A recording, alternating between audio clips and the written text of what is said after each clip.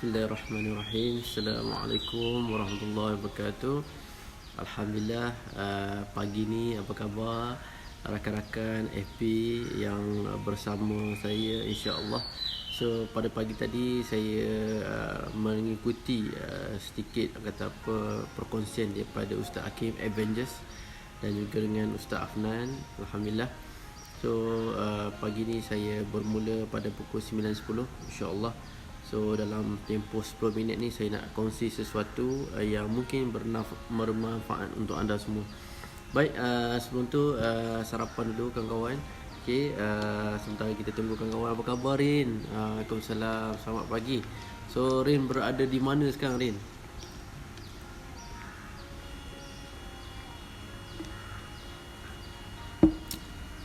Okey. So Rin sihat berada di mana? Di kolej, di rumah, di kampung. Harap di mana saja anda berada, harap sihat, anda ceria, anda bahagia. So apa khabar Sidu Tunjai? So ada pada pagi ni insya-Allah. Saya berada di kolej 10 belakang rumah saya. So ada di sini ada tempat study tempat-tempat study. Saya tunjuk sikit tunjuk sikit. So ni biasa tempat-tempat study pelajar. Saya berada di belakang kolej. Tak jauh. Saya pun tak berani jugalah nak berada di kawasan-kawasan lain. So memang kolej ni dah beberapa hari, hari ke berapa, hari ke-5 kosong insya-Allah. Kan jika kalau ada apa-apa saja COVID-19 tu rasanya dalam tempoh berapa jam dia dah habis lah. So ini dah 5 hari dah tak ada di kawasan ni. So apa khabar Abang Rosli? Apa khabar Tini? Apa khabar Tini? Dan rakan-rakan saya yang tadi tak Rohani Yaakob kan. Terima kasih kerana bersama. So pada pagi ni saya banyak sangat idea pagi ni, tapi bukanlah idea tu bercambah sangat, tapi sebenarnya saya nak cerita topik apa sebab banyak sangat saya nak sampaikan, terutama berkaitan dengan kerisauan, kebimbangan tentang COVID-19 ni kan, COVID-19, dan saya lihat ramai yang dah mula kerisauan, kebimbangan yang tinggi. So kami juga sebagai kaunselor, kami juga bertugas. Selamat pagi kita Sido. Okay, selamat pagi. Tak apa, saya pun baru bermula, baru 2 minit kan. Jadi kami juga petugas-petugas HEPA, juga kaunselor-kaunselor sentiasa bersiap sedia untuk bantu pelajar yang tak balik, bukan di kolej ni tapi ada di kolej khas di sini yang kami akan bantu beri bantuan makanan dan juga support emosi. Macam kami ni akan support emosi, insya-Allah. Pada pagi ni insya-Allah dengar clear ke rakan-rakan yang berada di sana? InsyaAllah dah tempoh yang ada untuk saya ni. Saya nak sampaikan perkara penting, iaitu berkenaan dengan kebimbangan. So tajuk hari ni adalah atasi kebimbangan. So atasi kebimbangan ni sebenarnya kami takut ia menjurus kepada ke arah kemurungan ataupun penyakit jiwa ataupun penyakit mental kan. So sebab dia ada kaitan dengan tindakan luar kawal. Apa khabar Hafiz kan? Hafiz tak ada gambar Hafiz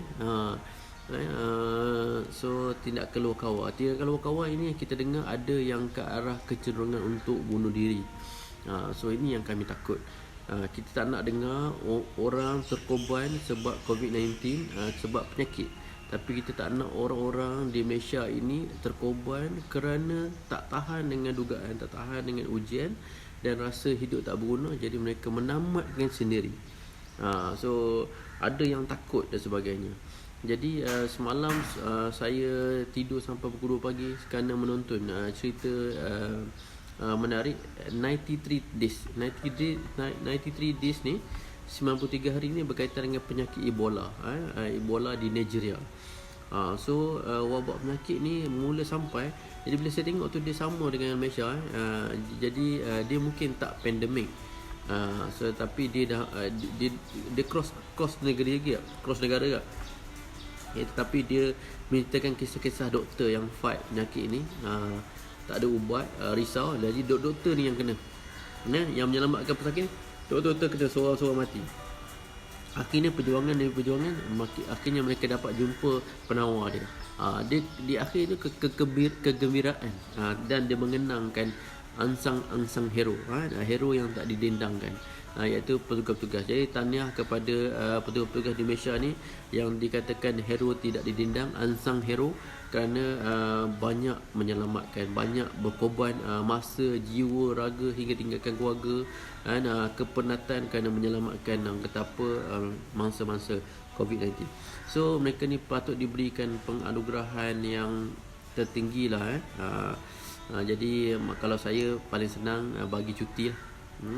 So cuti ni bila dah habis tamat ni, kita bagi cuti lah, bagi cuti pada mereka, boleh ambil bila-bila masa. Okay, baik. So saya nak cerita pasal penyakit jiwa.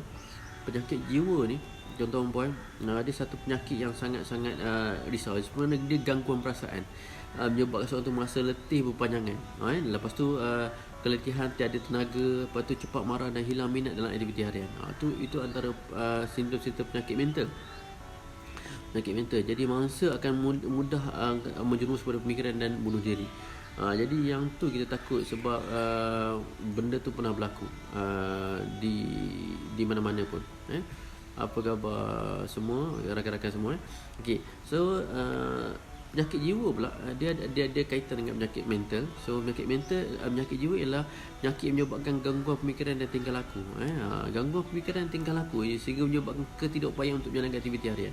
So di sini pada ketika ini, so semalam pun kita lihat berita pun mengatakan bahawa ramai yang hilang pekerjaan.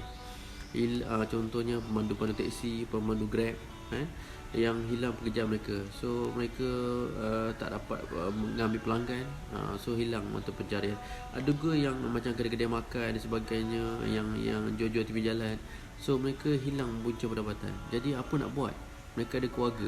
Kita tak tahu, mungkin keluarga mereka besar dan sebagainya. So perlukan kata apa, jumlah untuk makan dan kehidupan, nak bayar hutang dan sebagainya. So memang tertekan.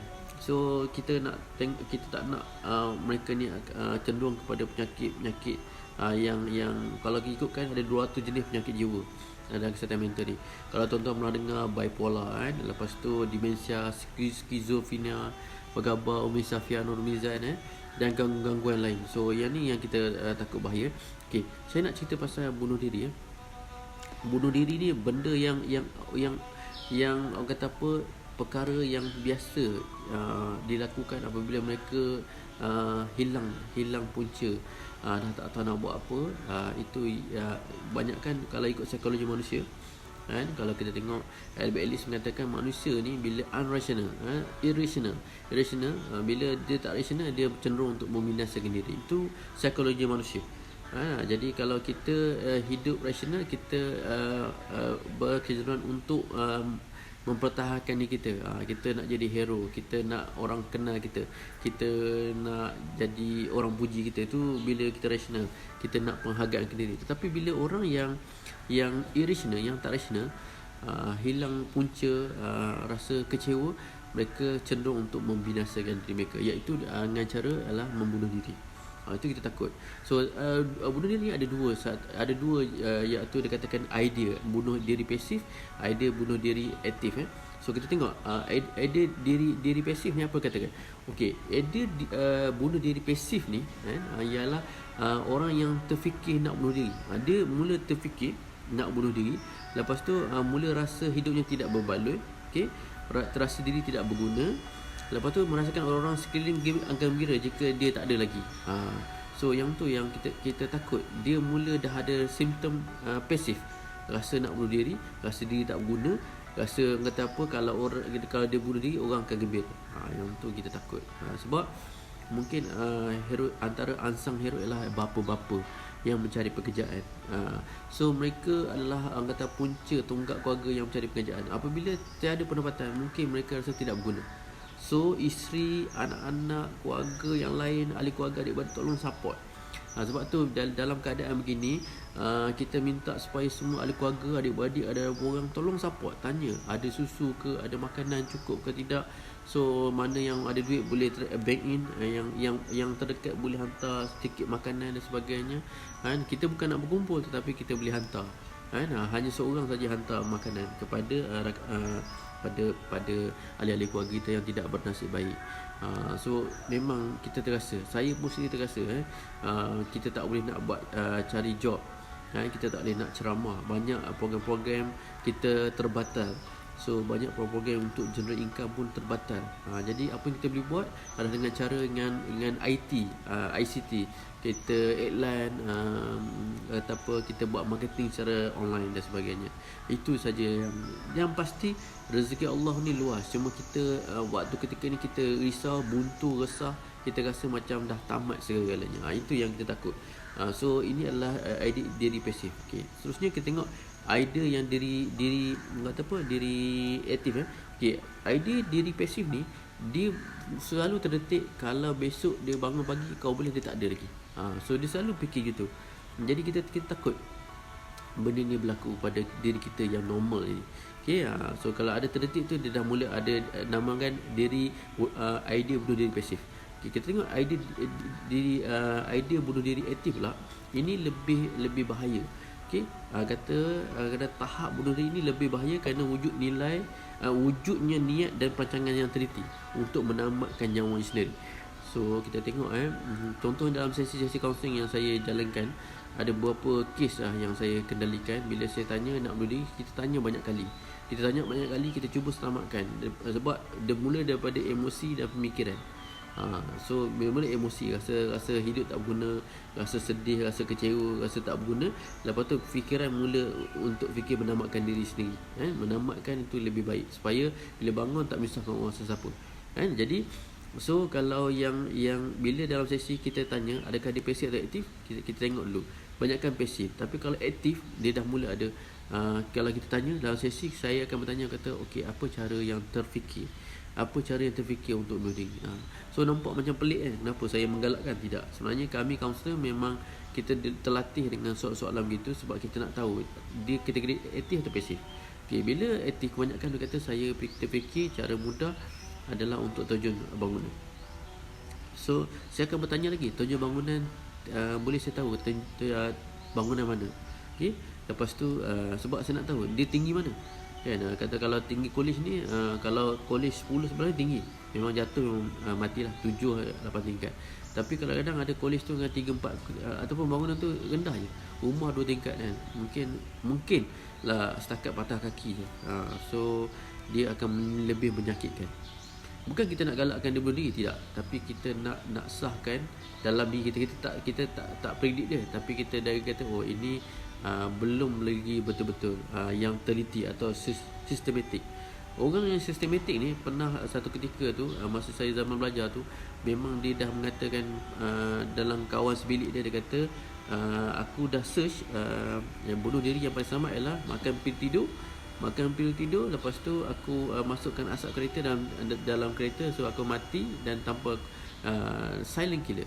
Buatkan dia lemas dan sama dia tidur, so mati gitu. So memang dia buat akhirnya. Itu berlaku pada tahun 2000 di tempat universiti saya. So puncanya apa? Punca kerana tak dapat grade yang paling tinggi, tak dapat 4 flat, dapat 3.98 dan kantoi kerana tak dapat betulkan jawapan.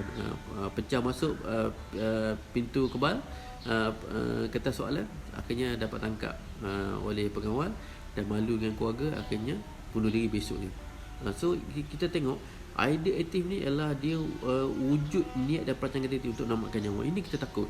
Jadi kita kena tanya fikiran dia dan perancangan dia. Kalau boleh rakan-rakan, terutama pelajar yang ada rakan-rakan kita berbual tu, kalau ada terdetik perkara ini, tanya betul-betul. So tolong sampaikan benda ni, jangan rahsia. Tolong sampai kepada fellow, sampai kepada pengetua, sampai kepada ibu bapa. So kata dia dah ada niat yang aktif.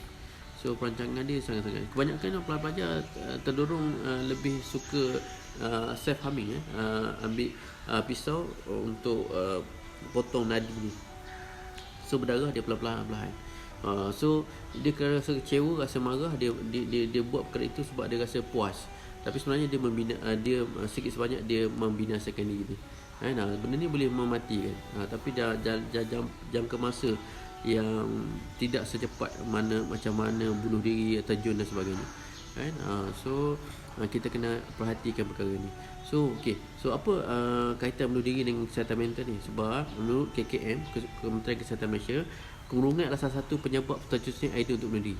So kemurungan, kita takut di Malaysia ini dengan gejala ni kita tak tahu sampai bila dah masuk 7 hari dah mula risau kan, sampai bila nak berlaku ni. So mengikut pakar-pakar yang lain, dan ada yang mengatakan mungkin dia akan berlarutan, dan kalau benda ni pulih dia akan ada kesan jangka panjang juga kan.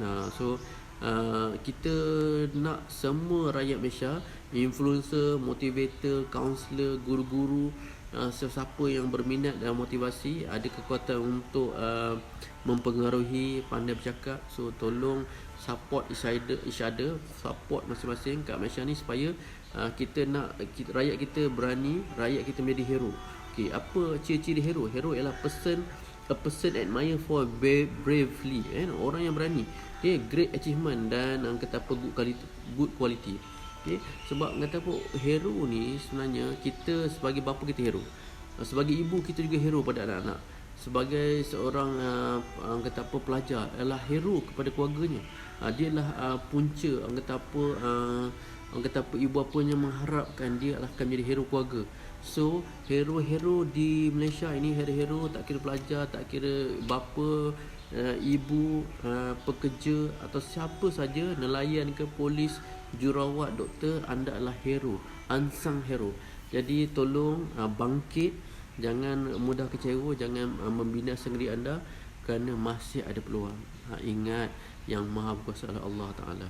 Kita tak nak kata apa, kaitan bunuh diri ni dengan kesihatan mental ni, sebab sangat berkait rapat sebab kemurungan adalah penyebab kepada bunuh diri. Sebab sakit kemurungan ni akan merasai pelbagai jenis fikiran negatif. Seperti merasakan diri tidak berguna, mudah marah, tertekan, mudah merasa cemas, atau rasa kekosongan dan jiwa. So ini adalah ciri-ciri yang kalau anda ada ciri-ciri ini, so balik kepada pemilik hati.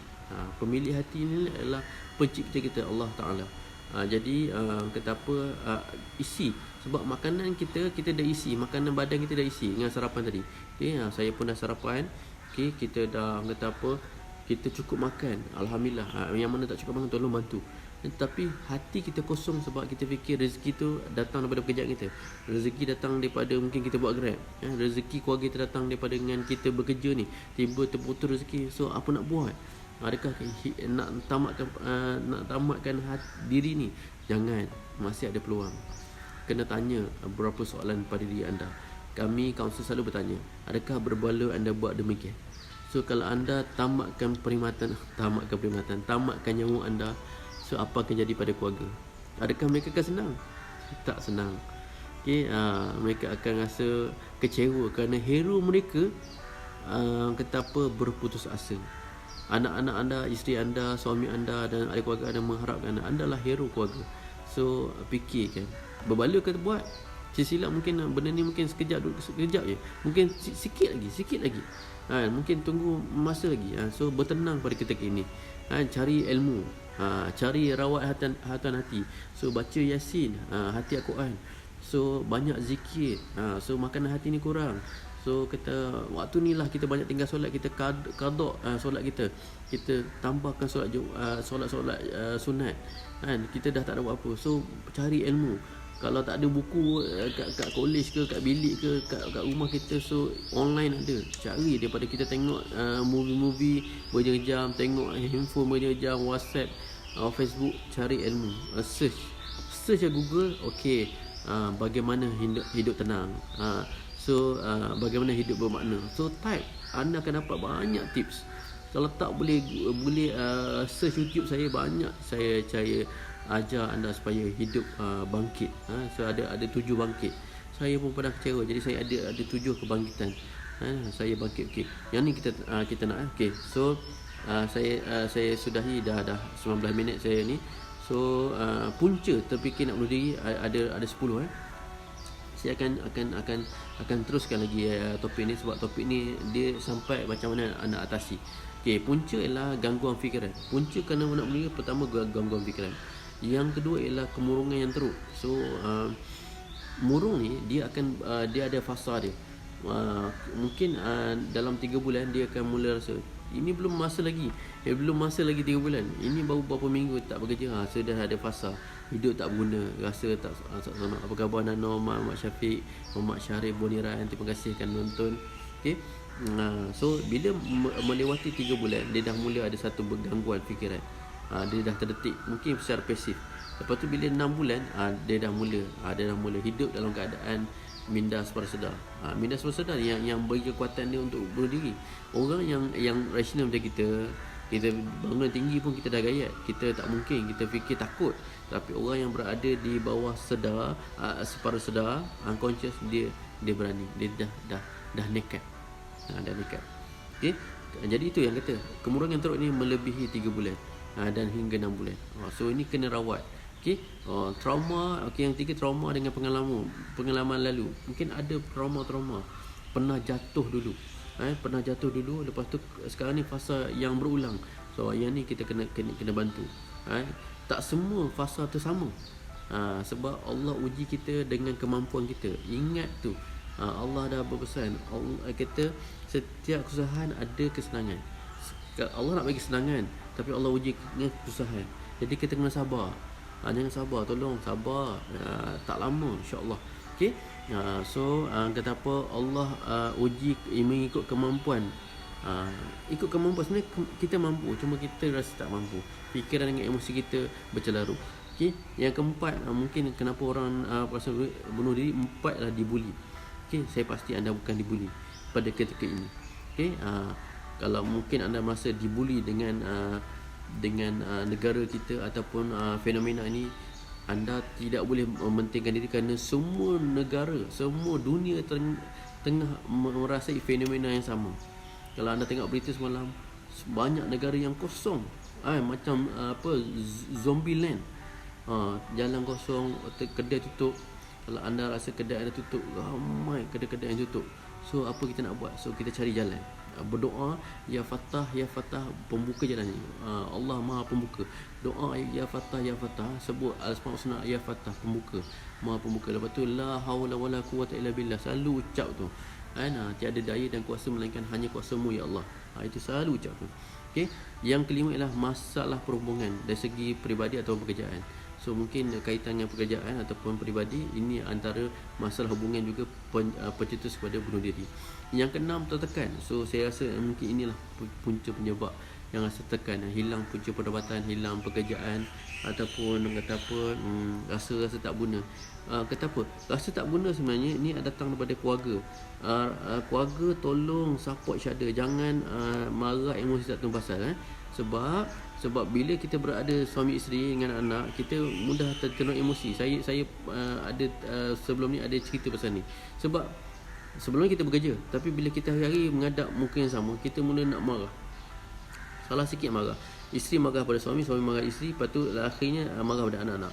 Jadi semua ni adalah dalam rumah yang sama, masing-masing susah hati. Jadi masing-masing kena ambil inisiatif untuk tenangkan, hiburkan masing-masing. So masing-masing perlukan satu sama lain. Jangan kita pentingkan diri. Kita nak orang faham, tapi kita pun kena faham, anak kita kena faham isteri kita. Isteri pun kena faham suami. Mereka orang yang selalu keluar, tiba duduk rumah, mereka susah hati. So support. Kata apa, masalah kita masa-masa suami isteri, gura-gura pasang cerita yang sama-sama favorite. Jangan tengok cerita favorite kita je, kan? Ataupun anak-anak pun tiba rasa asyik tengok kartunnya, bosan nak ibu dan ayah. So masing-masing kalau bergaduh juga, tutup TV, masing-masing baca buku, masing-masing buat kerja sekolah. Saya cadangkan supaya anda, ini cadangan dari saya, okey. Ambil mana-mana surat khabar, majalah lama, ambil gunting, potong. Hari ni tugasan ialah lukis impian anda. Okey. So anak-anak mungkin dia suka basikal, suka mainan, suka Lego, suka gaming tu kan. So mana-mana gambar yang berkaitan tu gunting. So dia ada satu kertas dia, A4 dia, nanti dia lekat. Kita pun lekat, so isteri. Jadi itu mungkin dalam 2 jam tu benda happy. Lepas tu kita minta isteri share kenapa dia lukis gambar, kenapa dia ambil gambar tu dia lekat kan. So ini adalah kata apa, namanya ialah law of attraction. Maknanya kita attract kata apa, dream board kita. So daripada kita susah hati, mudah-mudahan apa yang kita buat hari ni Allah makbulkan suatu hari nanti kan. So itu yang saya cerita, ada dah 6 tertekan. Yang 7 hati dan jiwa kosong, ini juga punca pada nak bunuh diri. Ke-8 ialah mudah cemas. Kita rasa mudah cemas, kita tak tahu nak buat apa, sesak nafas kan. Belum lagi serangan virus sesak nafas, tapi sesak nafas sebabkan fikiran dan emosi kita, rasa sesak, tak tahu nak buat apa. So inilah balik pada hati. Hati kita kalau kita bersama Allah, insya-Allah kita akan kuat. Yang ke-9 adalah rasa diri tidak berguna. Dan yang ke-10 hilang minat meneruskan kehidupan. Ini antara 10 yang saya share punca untuk bunuh diri. Jadi saya rasa saya dah bersama anda 25 minit. Sangat lama hari ini, daripada saya tak tahu nak cakap apa tadi. Macam-macam saya nak cerita. Jadi orang kata apa, thank you Safda Ali. I did not understand you, but I like you very much. Thank you sir. I mentioned about topic suicide. The suicide. So what factor to make a person to suicide? So boleh faham no? Saya pun kadang-kadang tersasul. So inilah antara punca-punca yang buatkan kita bunuh diri. So it's about curiosity, afraid about the phenomena, the COVID-19 phenomena.